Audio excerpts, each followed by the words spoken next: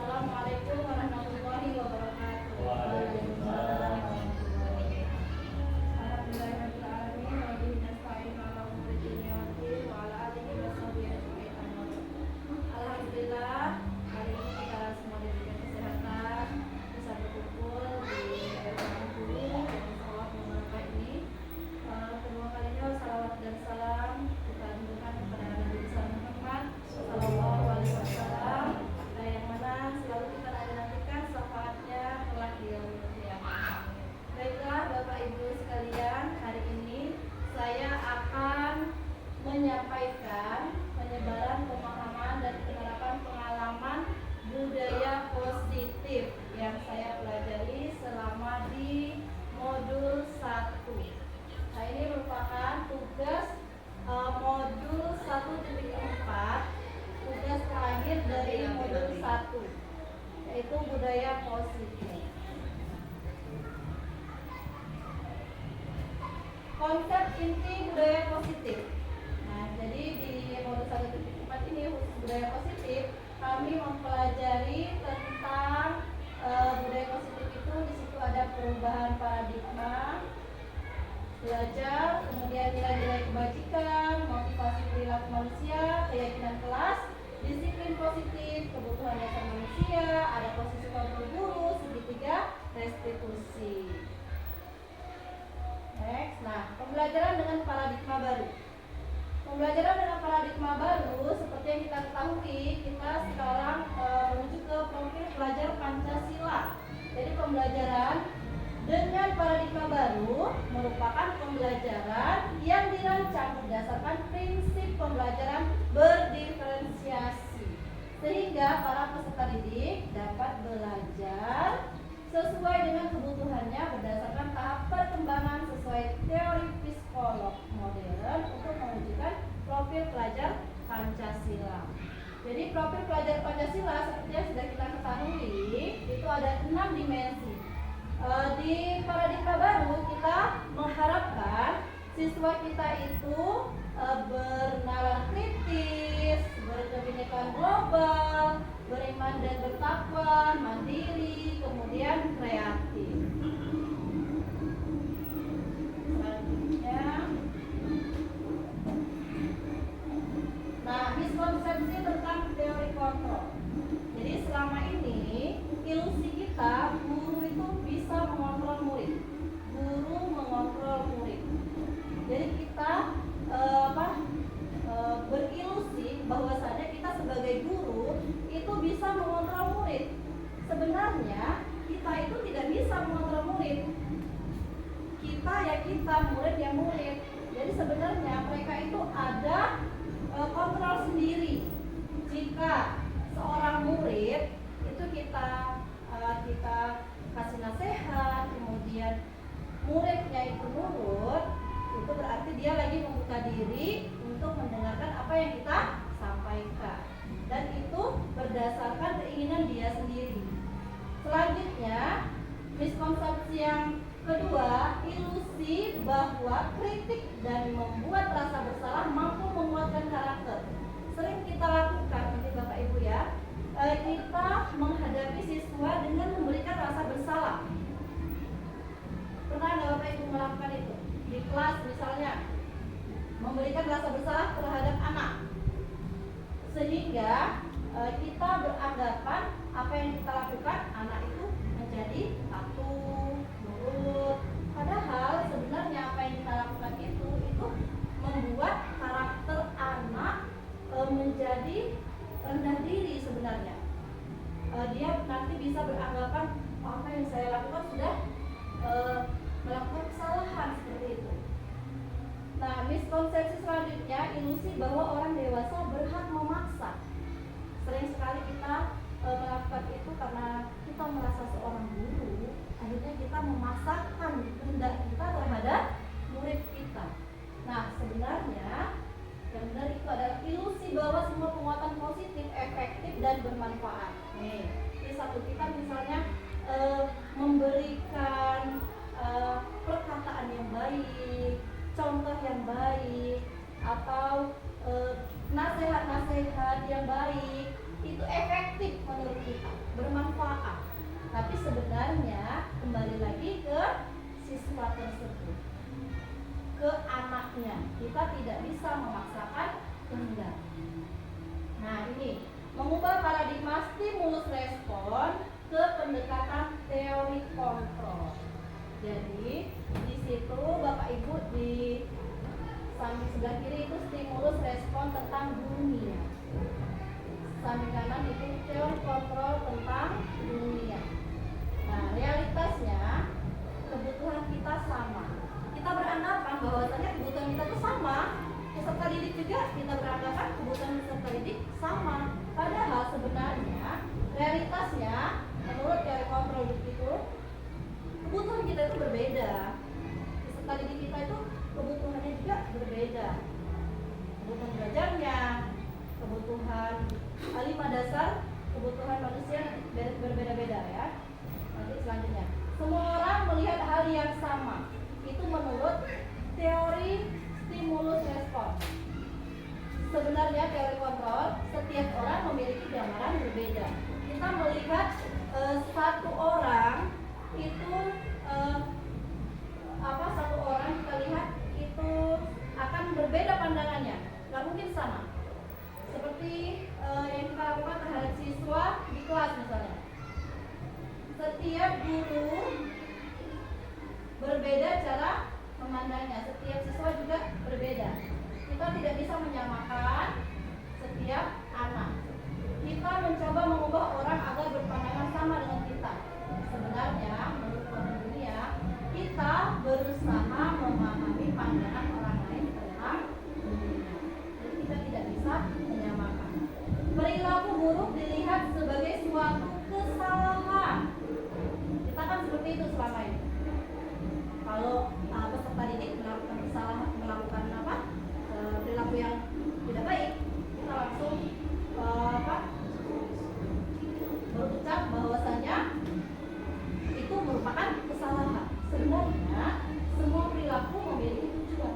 Jadi apa yang mereka perbuat, apa yang mereka lakukan itu sebenarnya ada tujuannya. Tidak semata-mata mereka melakukan hal itu. Selanjutnya, orang lain bisa mengontrol saya. Kita beranggapan selama ini kita sering dikontrol oleh orang lain. Kita harus menuruti orang lain. Sebenarnya hanya Anda yang bisa mengontrol diri Anda. Kalau kita nggak mau nurut, kenapa kita harus memaksakan? Kita punya kontrol sendiri, ya. Hanya saja mungkin karena tidak berani, kita mengikuti akhirnya. Begitupun dengan siswa. Jadi mereka harus terpaksa mengikuti apa instruksi dari gurunya. Selanjutnya, wujudkan gagal. Teori kontrol, kolaborasi, dan konsensus menciptakan pilihan-pilihan baru. Ini nanti ke teori kontrol Bapak Ibu ya. Kemudian model berpikir menang atau kalah. Model berpikir menang. Jadi kita tidak ketika ada siswa, contohnya ketika ada siswa yang melakukan kesalahan antara 2 orang, kita tidak berhak, kita tidak boleh memberikan satu anak salah, satu anak benar. Tapi semua anak itu benar karena mereka melakukan itu ada tujuannya.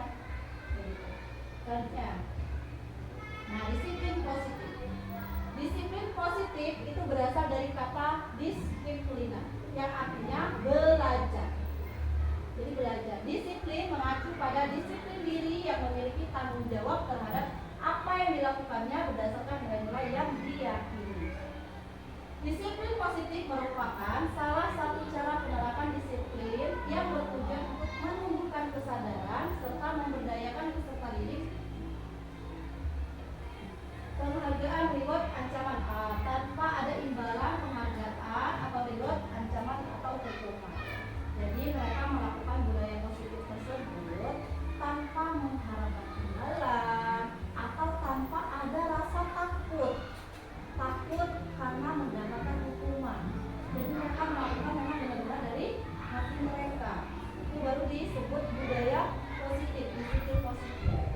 Nah, sebagai pendidik, tujuan kita adalah menciptakan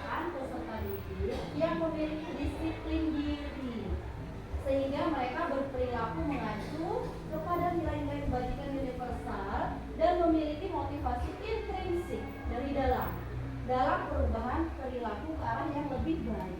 Jadi bukan karena ada jalan. Contoh, kalau kamu bisa perkalian, besok ibu kasih uang 50.000 misalnya. Jadi mereka giat belajar menghafal, gitu. Karena akan mendapatkan reward. Nah itu namanya belum dari dalam, belum dari intrinsik. Kemudian mereka misalnya datang ke sekolah pagi-pagi itu alasannya karena takut mendapatkan hukuman, begitu. Bukan berdasarkan kesadaran diri mereka bahwasannya datang ke sekolah itu adalah suatu kewajiban untuk mendapatkan ilmu, misalnya mendapatkan pelajaran, tidak, tapi karena takut hukuman. Selanjutnya, nah ini nilai-nilai kebajikan Bapak Ibu ya. Saya juga ini nilai-nilai kebajikan ini baru tahu di sini di belajar modul 1.4 ini bahwasanya nilai kebajikan itu di profil pelajar Pancasila aja nih ya, yang kita sekarang ini ya, paradigma baru, beriman dan bertakwa pada Tuhan Yang Maha Esa dan berharap mulia, berpendidikan global, gotong royong, mandiri, kreatif dan bernalar kritis. Nah ini menurut Igo Primary Years Program PYP. Nah disitu ada nilai kebajikannya, ada toleransi, rasa hormat, integritas, mandiri, menghargai, antusias, empati, pengetahuan, kreativitas, kerjasama, percaya diri dan komitmen. Selanjutnya di hidup life skill dapat dipercaya, tulus hati, mendengar yang aktif, tidak merendahkan orang lain, dan memberikan yang terbaik dari diri. Ya. Jadi kalau kita sudah melaksanakan ini nilai-nilai kebajikan ini, berarti kita sudah sesuai dengan paradigma baru yang diinginkan oleh negara Indonesia, Bapak, sesuai dengan ajaran Bapak pendidikan kita belajar Dewantara. Nah, ini kebutuhan dasar manusia. Jadi setiap manusia itu mempunyai dasar kebutuhan dasar. Jika kebutuhan dasar itu tidak terpenuhi salah satunya, maka akan ada dampak negatifnya terhadap seseorang. Nah, kebutuhan dasar manusia adalah segala sesuatu yang kita lakukan untuk mendapatkan apa yang kita inginkan. Seluruh tindakan yang kita lakukan memiliki tujuan tertentu, dan semua usaha terbaik yang kita lakukan adalah dalam rangka agar kebutuhan dasar kita terpenuhi dengan baik. Nah, jadi jika kebutuhan dasar tersebut tidak terpenuhi di lingkungan rumah atau di lingkungan keluarga, maka kebutuhan dasar itu akan dikeluarkan atau dinampakkan oleh peserta didik di lingkungan sekolah salah satunya. Nah, apa saja lima kebutuhan dasar manusia? Ini dia ya. Yang pertama itu bertahan hidup. Nah, bertahan hidup itu kita membutuhkan makanan, pakaian, tempat tinggal, keamanan, kemudian kesehatan. Kita harus bertahan hidup ya. Ini kebutuhan dasar kita. Makan, minum itu kebutuhan dasar. Selanjutnya kasih sayang dan rasa diterima. Jadi setiap manusia itu nggak usah mengatakan pasti membutuhkan kasih sayang. Tidak perlu tua atau muda, semuanya masih membutuhkan kasih sayang. Kemudian rasa diterima. Rasa diterima, dipenuhi, dipeduli, berbagi, kerjasama, menjadi bagian dalam kelompok. Nah, itu termasuk bagian kebutuhan dasar manusia. Contoh, bila ada peserta didik yang dia misalnya tidak banyak gerak atau mereka seperti menyendiri. Nah, kita cari tahu apa penyebabnya. Ternyata mungkin peserta didik tersebut merasa tidak diterima, misalnya dari temannya atau gurunya, dia merasa dicuekin seperti itu, sehingga dia berperilaku seperti itu. Selanjutnya kebebasan. Jadi kebutuhan dasar manusia itu kebebasan. Semua manusia itu butuh bebas, ya. Nah, bebas itu seperti apa? Mandiri, memiliki pilihan, mencoba hal baru, mampu mengendalikan arah dirinya. Nah, jadi kalau kebebasan itu tidak terpenuhi, maka dampak negatif akan timbul pada peserta didik. Penguasaan itu harga diri, keinginan untuk dianggap, memimpin, berprestasi, diakui, didengar. Nah, ini contoh salah satunya mungkin di kelas ada siswa kita yang kalau belajar dikit-dikit angkat tangan, saya bu, duluan, saya bu, gitu kan. Nah, itu bisa jadi dia minta dihargai gitu ya, minta dianggap dia itu punya kemampuan atau dia punya jiwa pemimpin. Kesenangan, nih ya, kesenangan itu semua manusia membutuhkan kesenangan. Kesenangan itu bisa dari bermain, humor, antusiasme, tertawa. Ya, jadi kalau misalnya anak-anak yang sering mengganggu temannya misalnya, sehingga nanti temennya itu jadi marah, itu bisa jadi dia melakukan kesenangan dia. Dia senang melihat temennya nangis misalnya, dia senang melihat temennya marah-marah. Nah, itu karena dia tidak terpenuhi kesenangannya di lingkungan rumah atau lingkungan keluarganya, sehingga kesenangan itu berdampak negatif di lingkungan kelas atau lingkungan sekolah. Nah, motivasi perilaku manusia. Jadi tadi yang disebutnya tadi ya, motivasi perilaku manusia. Jadi kita berperilaku itu untuk apa sih? Nah, ada yang untuk menghindari ketidaknyamanan atau hukuman. Jadi peserta didik misalnya melakukan hal itu karena dia daripada aku dihukum, daripada saya jadi tidak nyaman misalnya, lebih baik saya ikuti. Nah, itu. Jadi dia berperilaku karena untuk menghindari ketidaknyamanan. Selanjutnya untuk mendapatkan imbalan atau penghargaan orang lain. Jadi dia berperilaku seperti itu atau melakukan sesuatu karena mengharapkan imbalan. Itulah kenapa sekarang itu tidak boleh memberikan imbalan kepada peserta didik, salah satunya karena bisa menimbulkan apa yang dilakukannya mengharapkan imbalan, rajin gitu kan. Begitu yang memantaunya menghilang, perilaku itu kembali terulang. Itu tidak tumbuh dari dalam diri.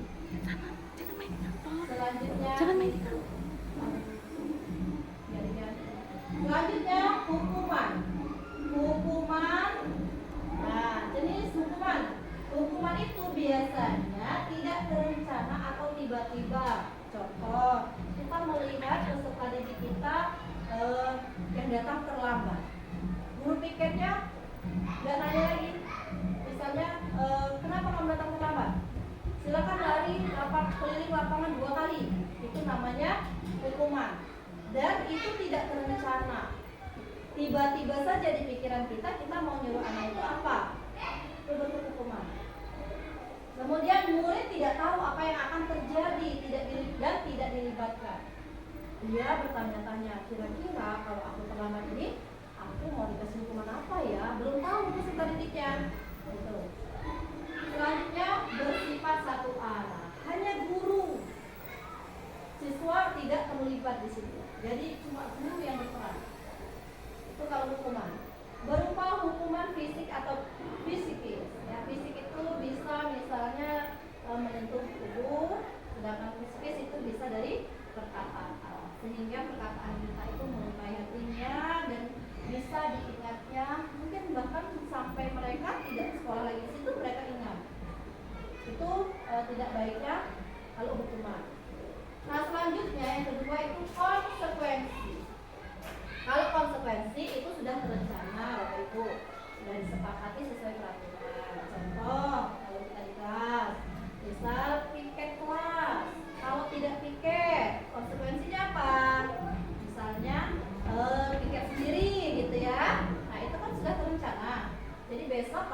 melakukan sudah tahu tuh, oh saya harus piket sendiri nih kalau saya tidak mengikuti piket gitu. Jadi mereka sudah tahu konsekuensinya apa. Kedua, murid tetap dibuat tidak nyaman, ya. Mereka tidak nyaman. Ini aku harus melakukan ini, kalau aku melakukan kesalahan, saya harus piket misalnya. Kalau saya ribut, nanti saya disuruh buat pungut sampah seperti itu. Itu tidak baiknya kalau dia konsekuensi. Yang ketiga itu restitusi. Nah, ini restitusi ini Bapak Ibu ya, ini saya temukan ketika saya belajar di guru penggerak. Selama ini saya tidak pernah mendengar apa itu restitusi, saya tidak tahu. Restitusi itu adalah proses menciptakan kondisi bagi murid untuk memperbaiki kesalahan. Proses kolaboratif yang mengajarkan murid untuk mencari solusi sendiri. Jadi mereka itu diberikan waktu begitu, diberikan untuk menemukan solusi mereka sendiri. Jadi contoh, siswa itu melakukan kesalahan. Nah, kita tanya kenapa mereka melakukan kesalahan tersebut. Kemudian kita tanyakan bagaimana cara peserta didik tersebut untuk mencari solusinya. Apa yang akan dilakukan oleh siswa tersebut sehingga dia bisa mencari, oh misalnya dia melakukan kesalahan merusak tanaman. Kita panggil anak itu. Nah, kita tanya apa solusi yang akan dilakukannya untuk memperbaiki kesalahannya. Bisa jadi siswanya menjawab, oh kami akan mengolah kembali Bu, misalnya. Kami akan membawa tanaman dari rumah untuk tanam kembali. Seperti itu Bapak Ibu. Jadi kita tidak langsung ambil itu sampahnya, buang ke sana misalnya. Langsung kita suruh tanam ulang misalnya. Tidak dengan seperti itu, ya. Dan itu kalau tanaman di lapangan secara umum di rumah sekolah itu biasanya kita tidak ada konsekuensinya. Tidak ada konsekuensi dari apa yang mereka perbuat. Itu biasanya Pak ya. Nah, ini selanjutnya itu 5 posisi kontrol guru. Ini yang saya baru dapat juga selama belajar di CGP.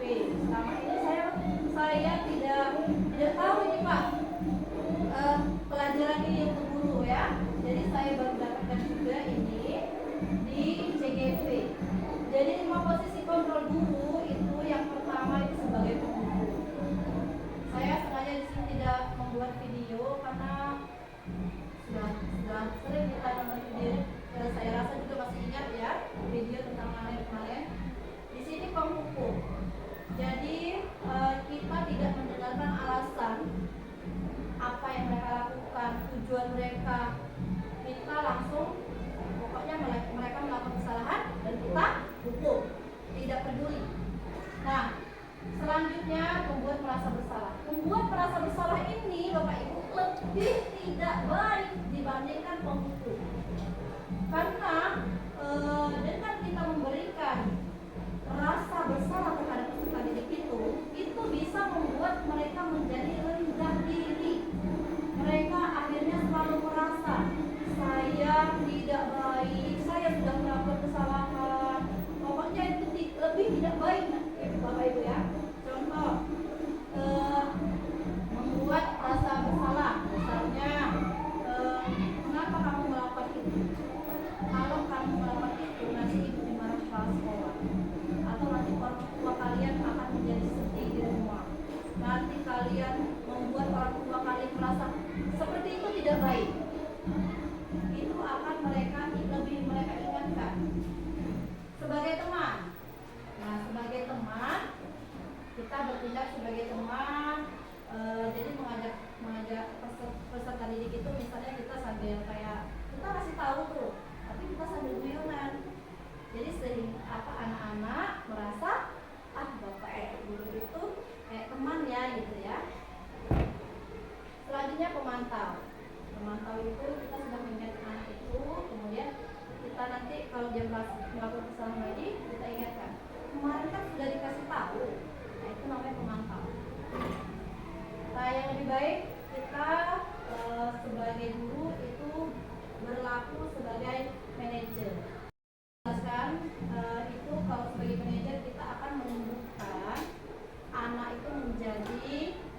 disiplin, bertanggung jawab, keluar dari hati, keinginan sendiri, bukan dari paksaan ataupun mengharapkan imbalan.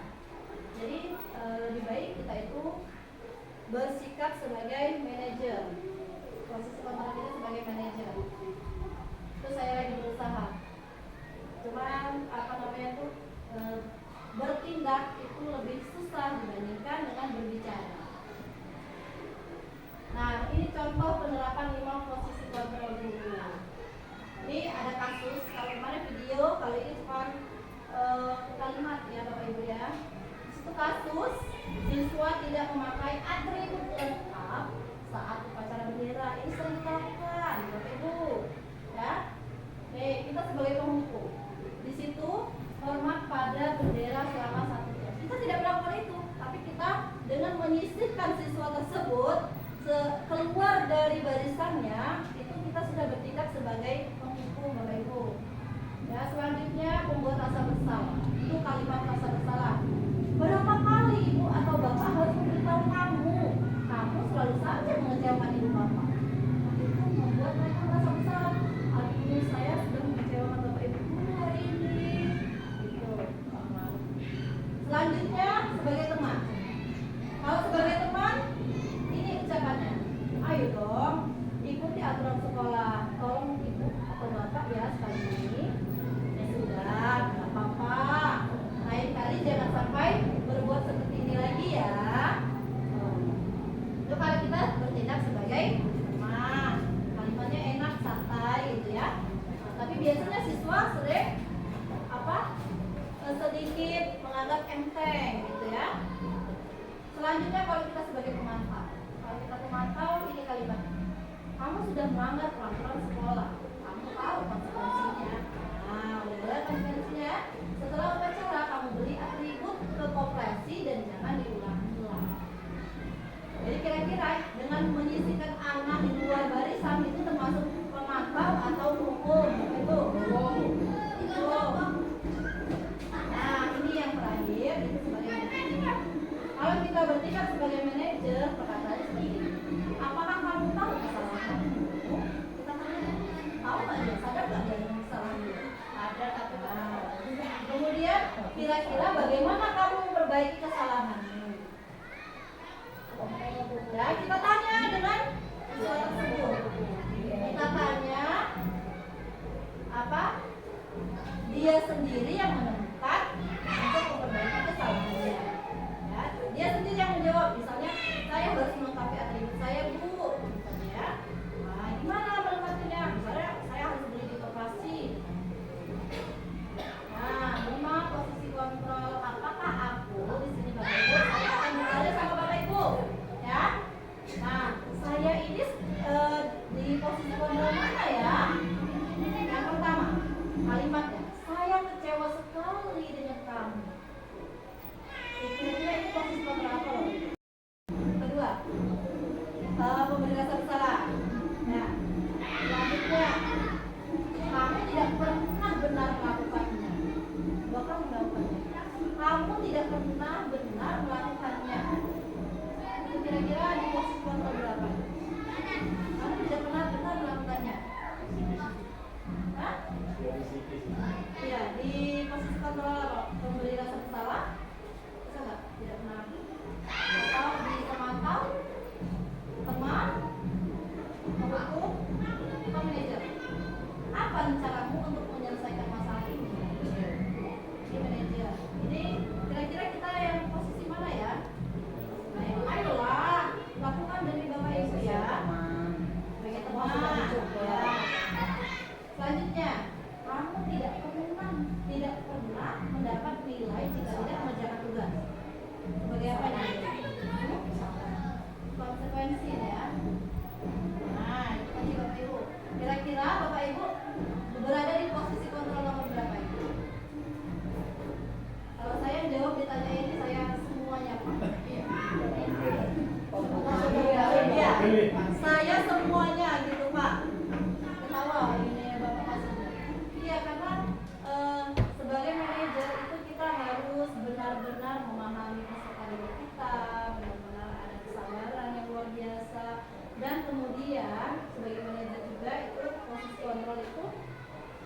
tidak semua kasus bisa diselesaikan dengan posisi kita sebagai manajer.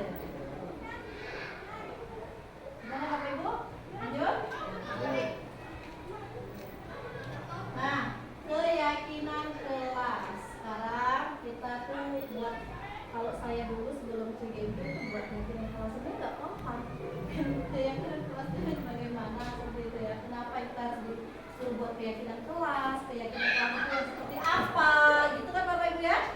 Nah, jadi keyakinan kelas itu mengapa keyakinan kelas? Bukan peraturan kelas. Sebelumnya peraturan itu di kelas pasti ada Bapak Ibu ya. Ya, misalnya tidak boleh terlambat, gitu kan? Tidak boleh buang sampah sembarangan, gitu ya. Wajib, tentu saja, biar kelihatan berisik, nggak apa-apa. Lanjut ya. Nah, pembentukan keyakinan kelas. Pembentukan keyakinan kelas itu bersifat abstrak, berupa pernyataan universal. Pernyataan universal tadi yang ya, dibuat dalam pernyataan positif, kemudian sedikit saja agar mudah diingat. Tidak usah yang panjang keyakinan kelas itu. Misalnya harus piket ini menjaga kebersihan, dekorasi, sudah bisa kalimat. Nah, itu nanti siswa tidak ingat. Kemudian sesuai dengan kondisi kelas dan sekolah sehingga mudah diterapkan. Jangan yang tidak ada, misalnya keluar masuk harus menutup pintu, padahal kan nggak ada AC juga ya. Terus semua warga sekolah atau warga kelas dilibatkan keyakinan kelas. Jadi bukan cuma guru yang membuat, nanti kita buat pokoknya tahu-tahu nempel. Anak-anak ini ya keyakinan kelas kita tanda tangan, padahal mereka tidak diajar buat. Sudah diajak membuat pun mereka tidak sadar apa itu keyakinan kelas, apa itu yang harus ditaati. Padahal keyakinan kelas itu kan bertujuan untuk biar proses pembelajaran kita itu menjadi kondusif, efektif gitu kan. Selanjutnya, nah ini restitusi tadi ya Bapak Ibu ya. Jadi praktek restitusi itu yang pertama itu ada menstabilkan identitas, menjelaskan masalah, menanyakan keyakinan. Ini tahap segitiga diskusi, salah satu tahap. Nah, itu proses dialog yang dijalankan oleh guru agar dapat menghasilkan murid yang mandiri. Jadi tujuan kita untuk restitusi itu biar murid kita itu mandiri, kemudian bertanggung jawab. Mandiri dia bisa menyelesaikan masalahnya sendiri, bertanggung jawab dia bisa bertanggung jawab terhadap apa yang dilakukan oleh siswa tersebut. Ini menstabilkan identitas. Ini ada kasus. Nah, ini berdasarkan prinsip membuat kesalahan adalah bagian dari proses pembelajaran. Jadi kalau kita ada siswa yang membuat kesalahan, itu kita sampaikan bahwasannya kesalahan itu wajar. Bapak Ibu guru juga pasti pernah melakukan kesalahan. Kalau Mbak Ibu juga pernah melakukan kesalahan. Nah, itu Bapak Ibu ya, sehingga anak itu tidak merasa takut, tidak merasa cemas, dia merasa akan menyelesaikan masalah sama gurunya. Kita dampingi anak-anaknya, jadi tidak cuma dimarah-marah gitu kan, habis itu sudah kita tidak mencari solusinya dari masalah dia itu. Nah, yang pertama, berbuat salah itu wajar. Tidak ada manusia yang sempurna. Ibu atau bapak juga pernah melakukan itu. Ini kata-katanya ini Bapak Ibu ya, kita akan menyampaikan kepada peserta didik. Kita memberitahu mereka bahwasannya kesalahan yang mereka perbuat itu adalah proses pembelajaran. Jadi tidak diulangi lagi gitu. Kemudian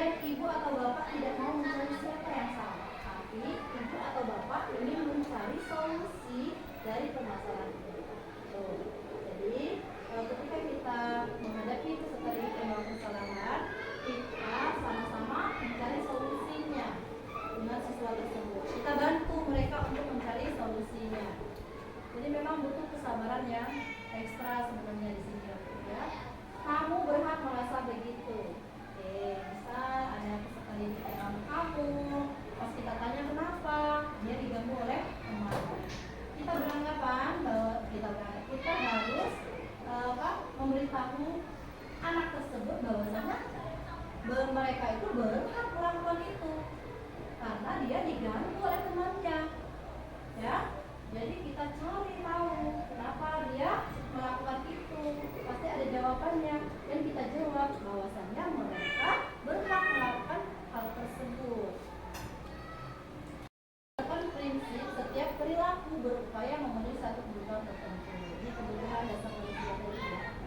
Kamu pasti punya alasan kenapa melakukan itu. Ini praktek restitusi Pak Bapak Ibu ya. Ini kalimat yang kita sampaikan. Kemudian padahal kamu bisa melakukan yang lebih buruk dari ini ya, gitu kan? Jadi anak itu merasa kalau saya melakukan hal itu tidak terlalu buruk gitu kan, masih kalau saya mau bisa yang lebih lagi gitu kan.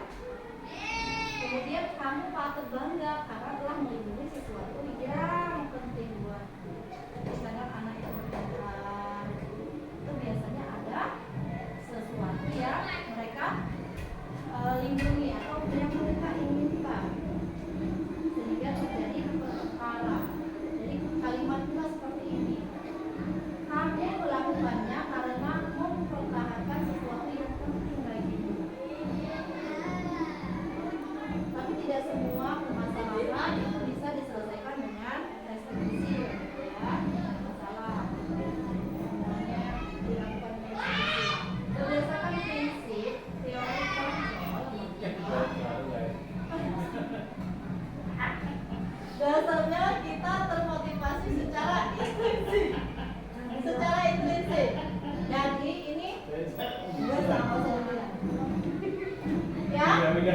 Jadi apa, kesadaran itu memang benar-benar dari dalam diri. Nah, yang kita tanyakan apa keyakinan kelas kita. Jadi anak-anak menyadari bahwasanya mereka sudah membuat keyakinan kelas, dan apa yang mereka lakukan hari itu saat itu mereka menyadari bahwasanya saya sudah melanggar keyakinan kelas kita yang bagian mana, misalnya tidak saling menghormati atau jujur gitu ya, atau disiplin ya. Nah, kemudian nilai-nilai apa yang telah disepakati bersama tadi ya, seperti apa gambaran sebuah kelas yang ini yang menunjukkan. Kita tanya tuh anak itu, nah kelasnya dia menurut dia seperti apa, kelas yang bagus ya, kelas yang mereka inginkan gitu kan. Kemudian kamu ini menjadi orang yang itu kita tanyakan sama aku. Setelah dia menjawab, bisa kita jabarkan ya, kalau mereka tuh ingin apa, orang yang seperti apa misalnya. Nah, nanti kita, nah ini contoh dari pendekatan restitusi yang saya lakukan di kelas 5. Itu Bapak Ibu ya. Yang pertama pertanyaan saya, jadi apakah semua guru itu masuk ISOP termasuk mencuri belajar Pancasila? Pertama, dalam melaksanakan kegiatan tersebut biasanya yang dilaksanakan, kalau nanti kamu itu sampai juara satu kabupaten, maka kamu akan dapat dewan 100.000. Apakah ini termasuk melanggar dari suatu kabupaten?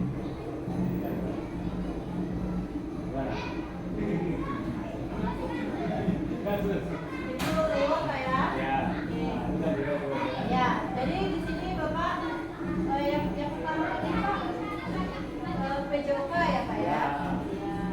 Jadi tentunya Bapak semua mengikuti tanpa terkecuali itu sudah pasti harus masuk ke profil pelajar Pancasila, karena kita sekarang sudah kurikulum kita kan sudah merujuk ke paradigma baru, profil pelajar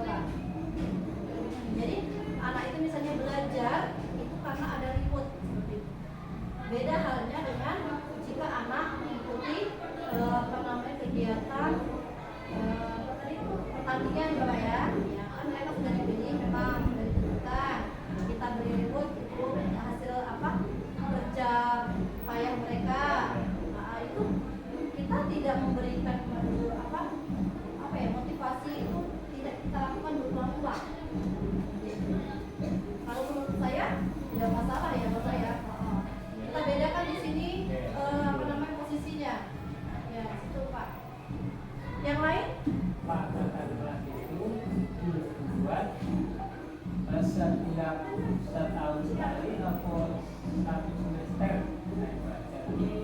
Kesepakatan kelas itu dibuat satu tahun sekali, Pak. Sebelum kita melakukan pembelajaran di awal tahun, kita harus membentuk keyakinan kelas. Tapi tidak ada kemungkinan kalau kita mau mengganti keyakinan kelas kita itu, misalnya ada yang perlu diperbarui nih, kita buat kembali, kita sepakati kembali misalnya dengan anak. Tapi itu semua kegiatan itu biasanya di awal tahun kita buat kesepakatan kelas. Nah, kesepakatan kelas itu, Pak, itu menuju ke nilai kebajikan universal, Pak. Nah, di sini ada, Pak, ini nilai kebajikannya.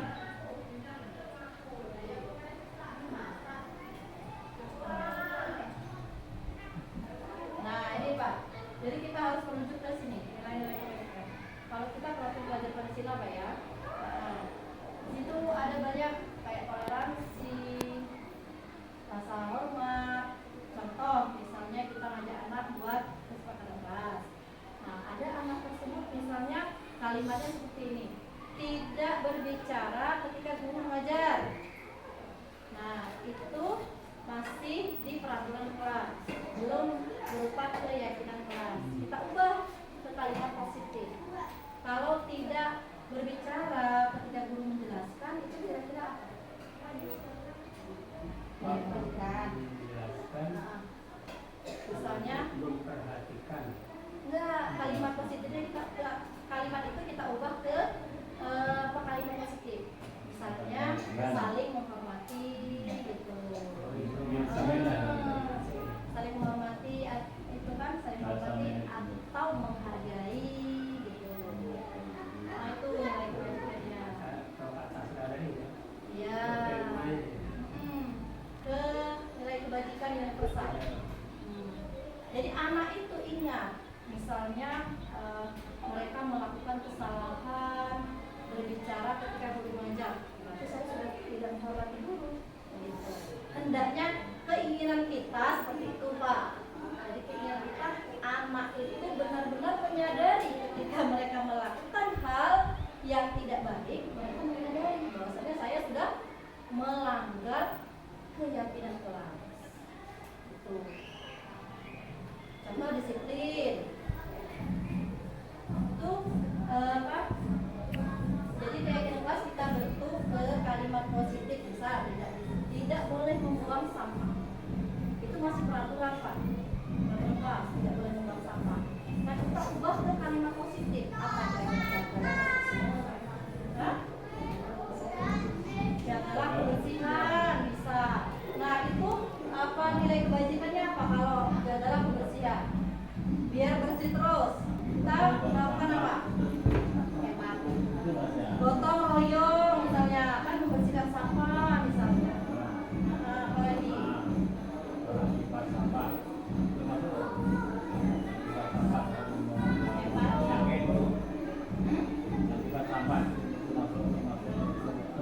Iya, biar tidak banyak sampah, biar nggak banyak sampah. Apa yang kita lakukan? Misalnya dengan bergotong royong, jadi setiap kita membuat keyakinan,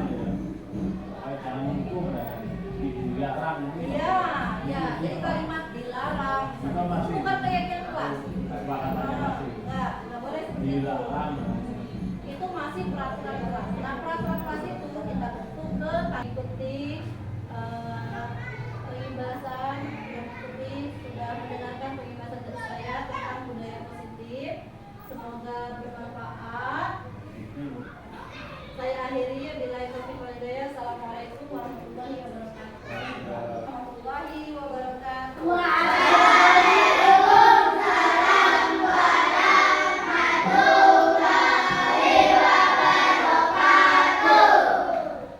Apa kabar semuanya?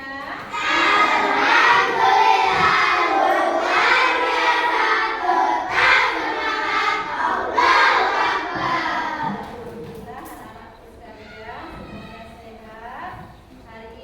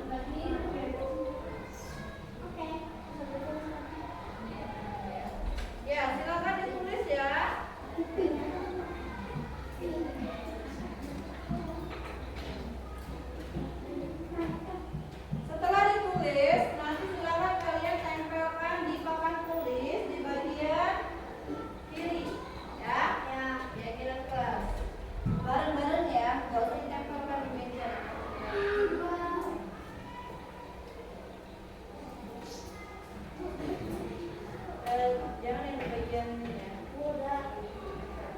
Sabar. Tunggu temannya yang lain ya.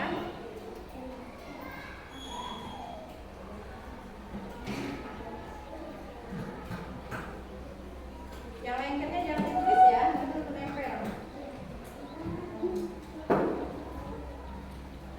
Adit udah tahu kalimat positif? Ya? Contoh kalimat positif ayah. Apa contohnya nak?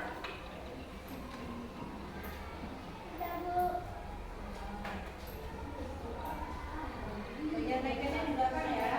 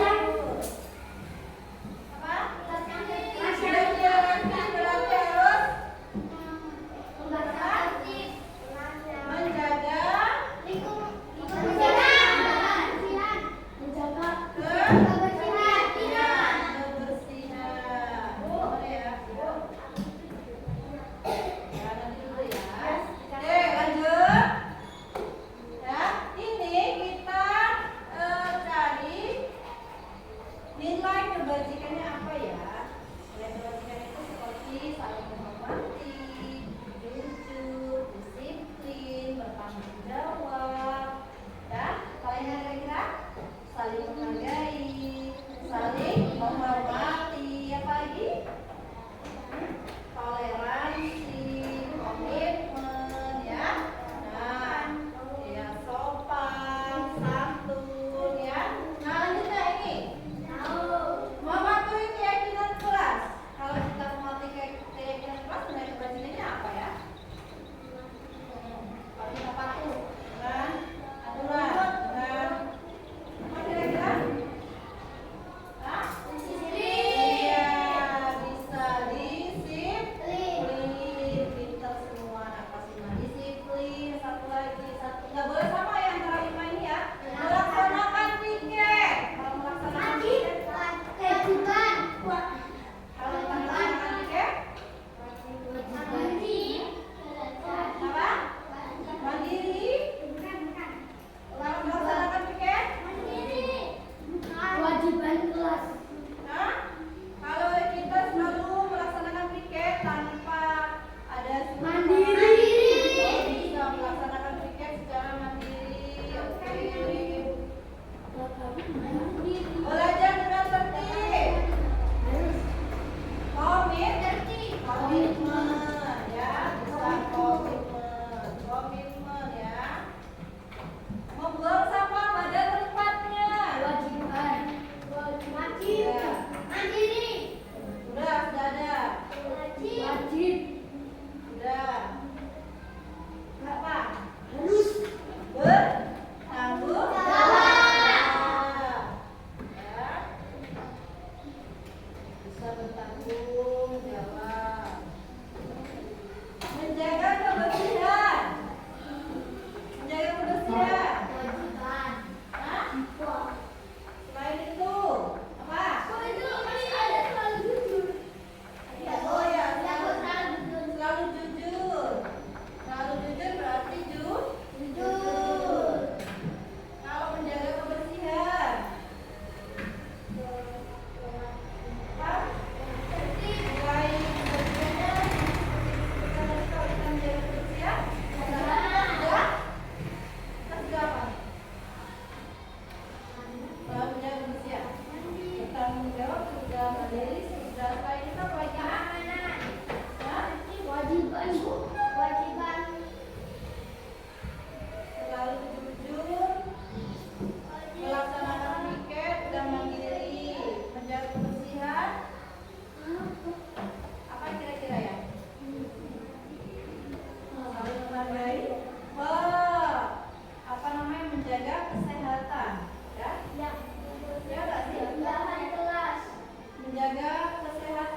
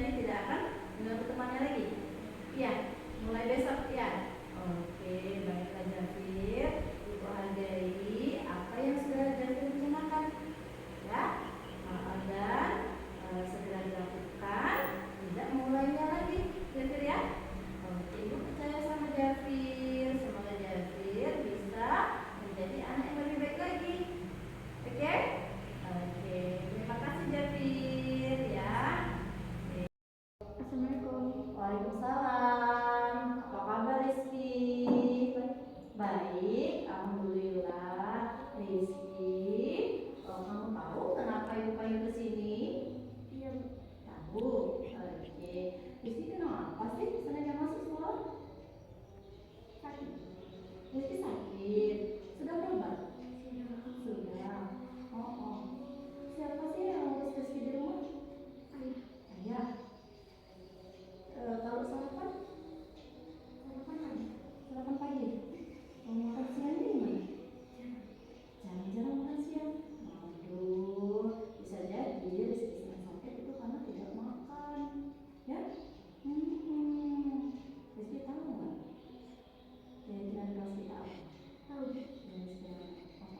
Disiplin. Disiplin. Oh gitu. Berarti Rizky sudah tidak disiplin, ya kan?